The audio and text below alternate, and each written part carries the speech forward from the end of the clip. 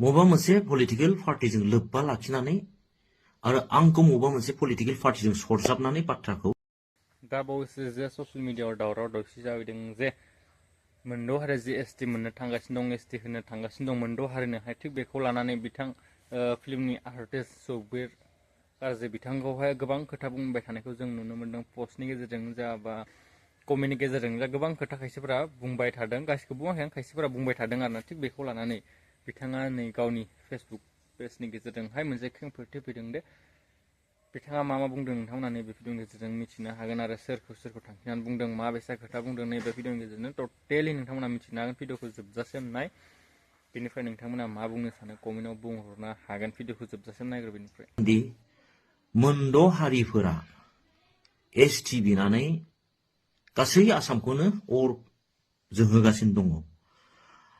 लोगोसे थाखानाय STफ्राबो गासै आसामखौनो अर जोंहोगासिनो दङ। बेखौ जों सानफ्रोमबो ससियेल मिडियानि गेजेरजों नुगासिनो दंखायो।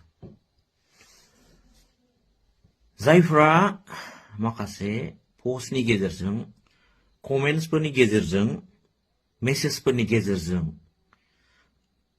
आंनि सायाव ब्लेम खालामनानै ST बिनाय होबथानायनि सोमोन्दै भिडिअ खालामनानै भिडिअ बानायनो खावलायदों, बे मोजांनि खोथा।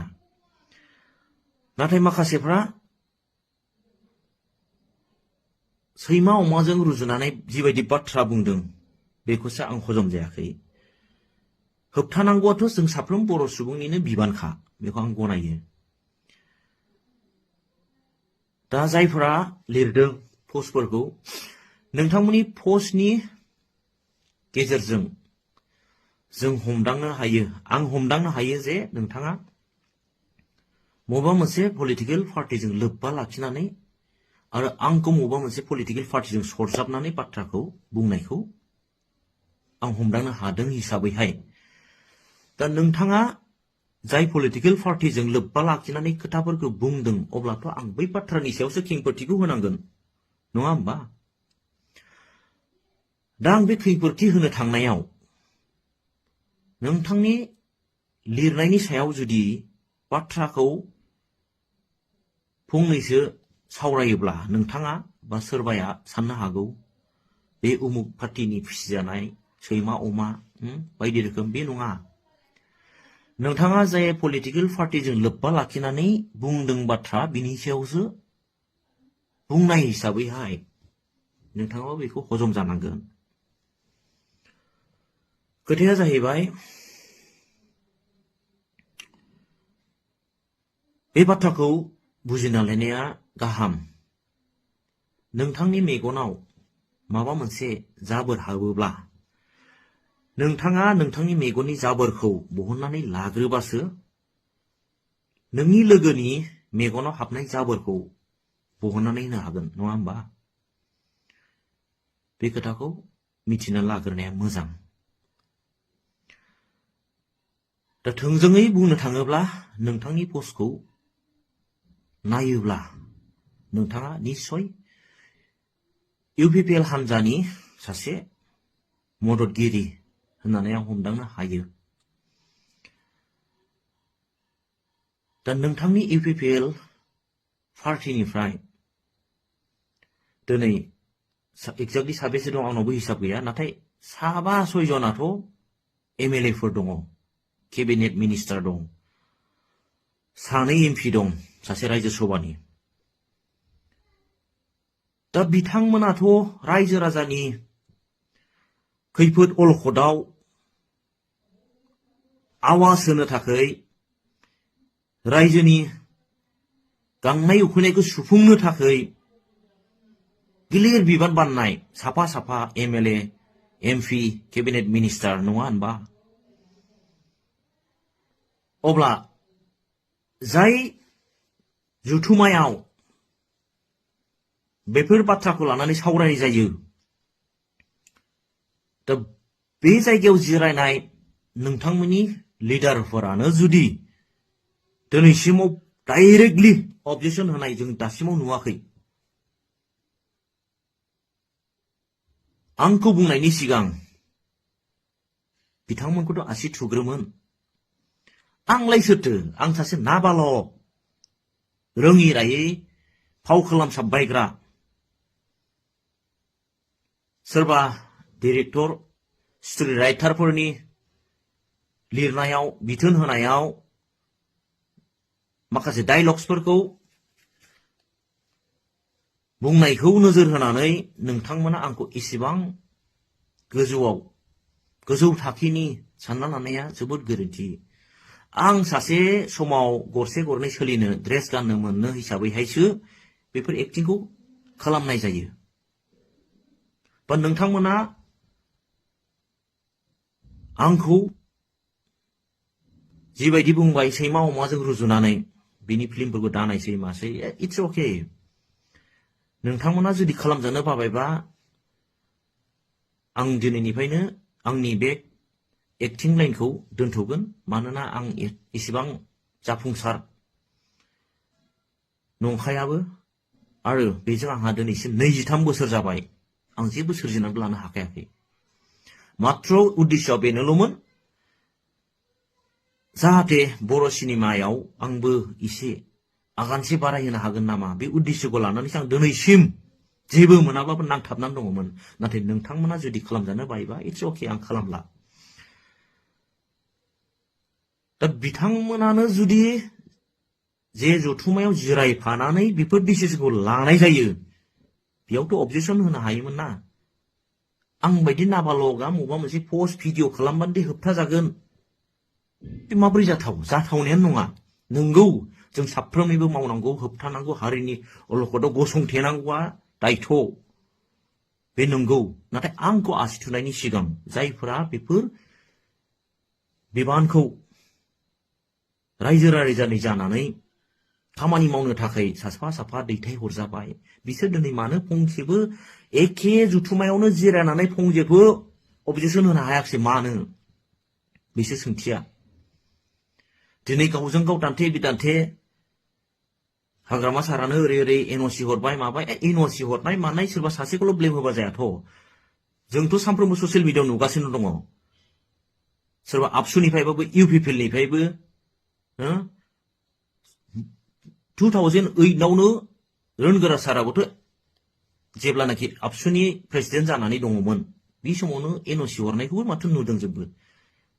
आं बेखौ लानानै दान्थे बिदान्थे बेफोरबायदि खालामजानोबो बायो बा बुंनो साना। नाथाय जों सानफ्रोमबो नुगासिनो दं हिसाबैसो आं बे बाथ्राखौ फोरमायदों जे साफ्रोमबो मोनफ्रोमबो पार्टिनिफ्रायनो इउपिपिएल जा मबा मोनसे माबा जा इउपिपिएलनिफ्रायनो जा, जों फंसे बाथ्राखौ क्लियार जों भिडिअफोरनि गेजेराव जों नुगासिनो दङ ससियेल मिडियानि दारै। मा बाथ्रा बियो? थाखानाय एसटिफ्रा मुंबो खहा जायालासे मोनद' हारिफोरनो एसटि होनायाव जोंहा होबथानाय गैया। बे बाथ्राखौ सोर बुंदों?